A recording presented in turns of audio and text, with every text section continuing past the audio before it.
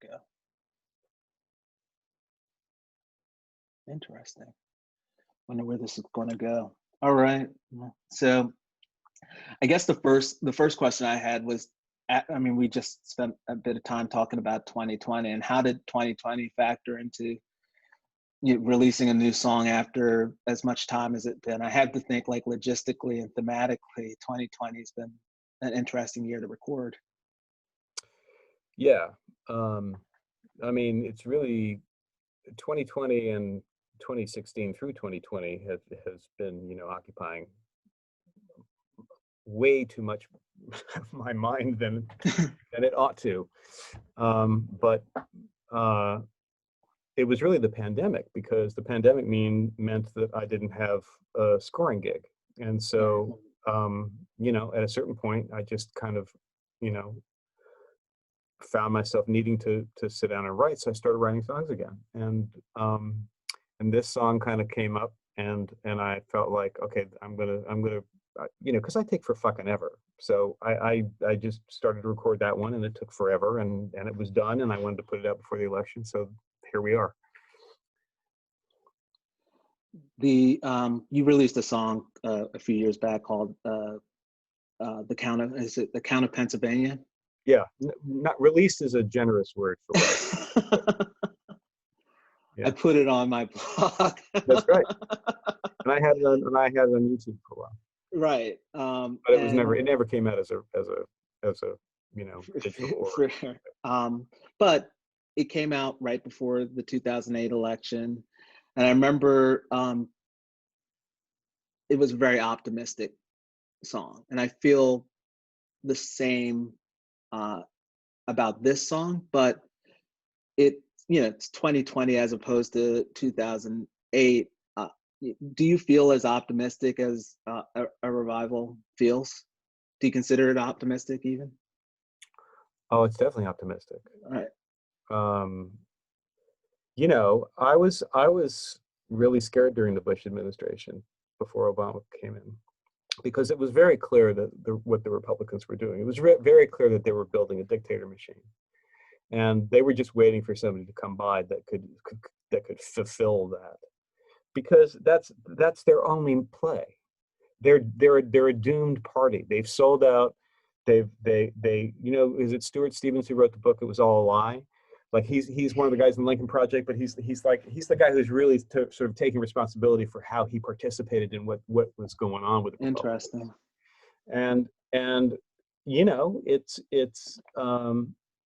it was scary. But then Obama was so powerful an orator that I just felt like he was gonna at the time I thought he was going to end that progression. It turned out to be a backlash against him, and we got Trump. But I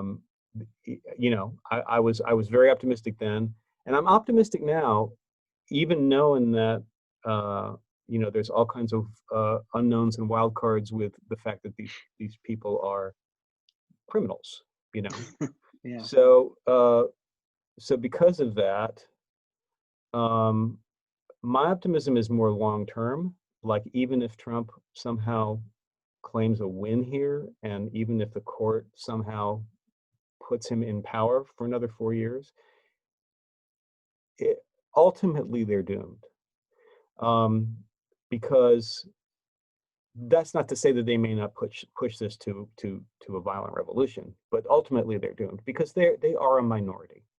They are not most of America, and that's going to get that divide and that imbalance is going to become more and more acute, I think.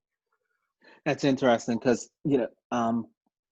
I definitely have to admit there's times where the optimism and the hope fail me, and I remember I've said this a few times about John Lewis. I wish I had a chance to meet him, and if I did, there would be one question, because he'd seen so much and he'd seen so many forward steps and then backward, regression.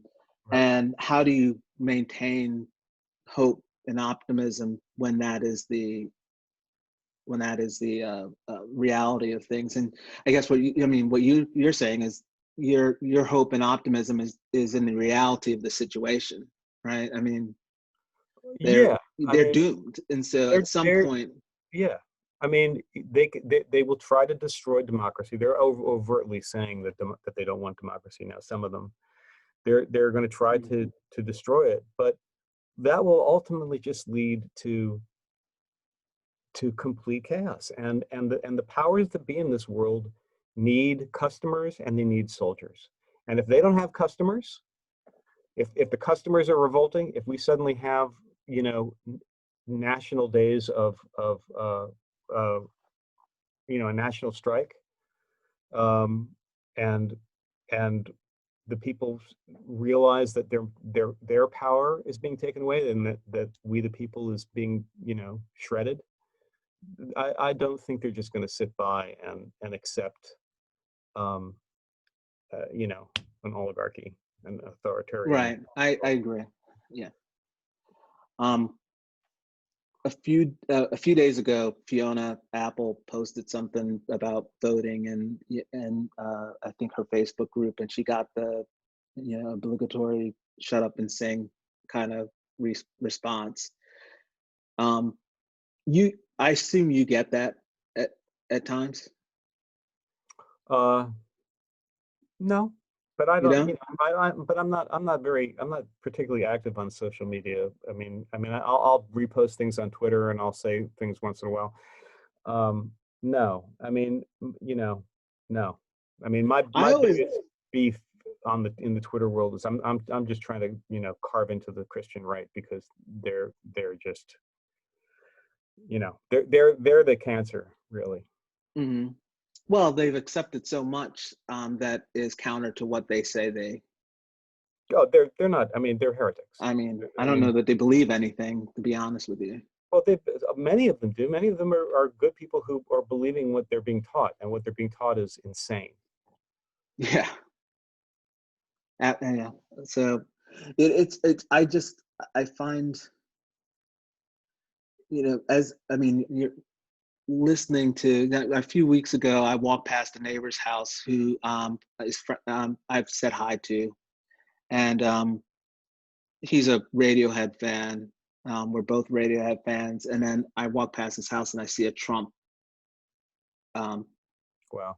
sign out in front, and I just wondered to myself, like, how are you a Radiohead fan and a Trump voter? Like, and that's, I guess that's what I was wondering. It's like, you know, I'm hoping. I mean, maybe this means that your fans are just a little bit more with it than normal. But it's just amazing to me, that that Venn diagram that Yeah, includes that's a weird certain one. musicians. It Yeah. doesn't make sense to me.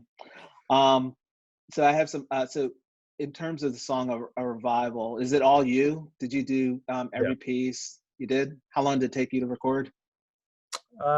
It takes forever, especially when it's just me. And I'm when it's the irony is, it started out as I was doing. When I started, when I looked at, I had a few songs I had written and I wanted to start demoing them. So this started as just being a demo, because I was sure that the last thing I wanted to do was to produce myself again, because Mhm. you can't, you have no objectivity. I'm a by nature an incredibly self-loathing person, so I haven't sung in, years and years and years. um so, it takes me forever to get a vocal, it takes me forever to remember how to do that. So it took a long time. It took about a month to finish the recording of the song. Okay. That's not working every single day, obviously, but it's like, it took a long time. But yeah, it's just me in this room. I can't even ask the next question is after that is will we be hearing more? Um I'm going to start the next song, as soon as the stress of this election is over, and and I'll keep recording these songs until I get a paying gig. So if film production comes back up more, and I get hired on something, then I'm gonna do that for a while. But the nice thing is that I had my little bit to say about the album as a form, tried to stay true to that through all my albums and stuff. But the album as a form is kind of gone, and I'm fine just putting out a song here or there, just putting them out one by one. Back to what That's you know, that's the way the things are geared now. So that's fine with me. yeah. I mean, there like it is nice. I have to say, it is nice to see the uh, vinyl LP come back Yeah.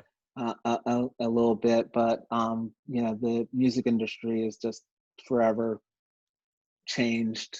Yeah, I know. No, I mean, I really, I appreciate and miss the tactile idea of an object very much. And,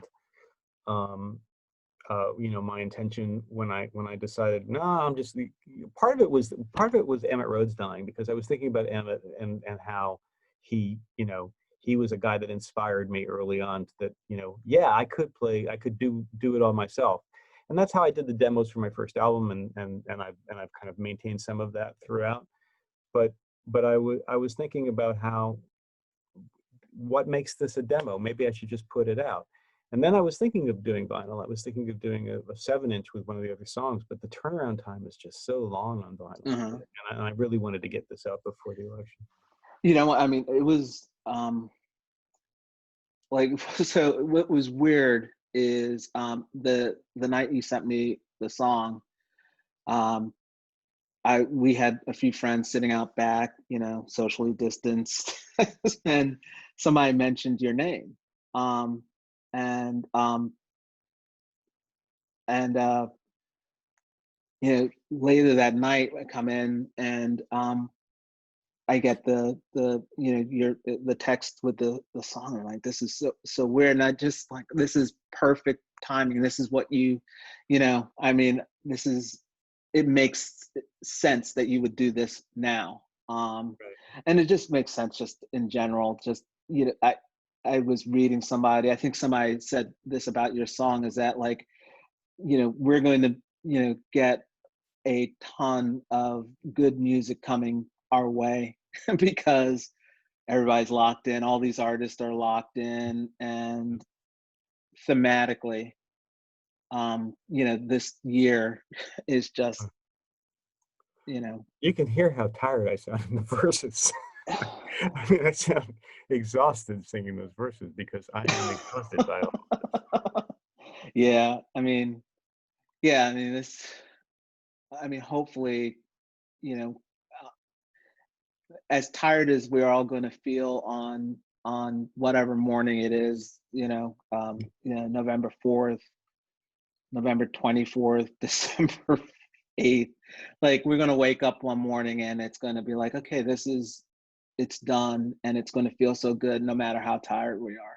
It Yeah. was honestly, it was really awesome to get that song, hear your voice. You sound like you always have, like there's some of us that were maybe not, no myth. Yeah, I know you've talked about hitting those notes.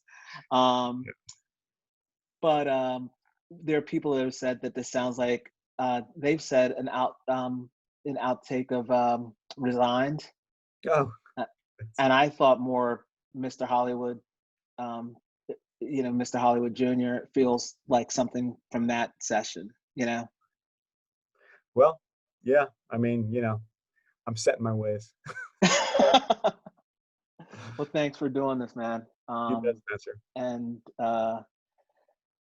stay good, man. And you know, you've got the optimism. I'm gonna have to pull some from you for the next few days. Well, that's why I wanted to get it out there. I think Good. Yeah. we should all try to hold on to some of that Awesome. I wanted to ask you, and I didn't write down. What was it? The Poor People's campaign. campaign. I read a little bit about it. Can you tell me a little bit more about like what it is and why you It's just chose? yeah, it's an organization. The Reverend William Barber, who has repaired repairs of the breach, and the Poor People's Campaign, which is an organization he has with another theologian whose name I'm blanking on at the moment. And they're just doing great activist work. And if you want to get a sense of him, he spoke at the 2016 Democratic Convention, and he's a representation of Christianity. He is, you know, people talk about the Christian left, and the opposite, my view, is the opposite of the Christian right. It's not the Christian left. The opposite of the Christian right is Christianity, and that's what he is. And he's you know, he's somebody to check out. Awesome.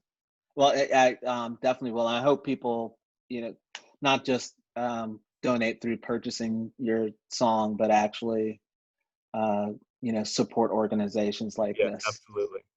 So, They do well, good work. thanks a lot. Yes, Stay Spencer. safe, and we'll be talking to you soon. I hope. Okay, good. Have a good one, man. You too.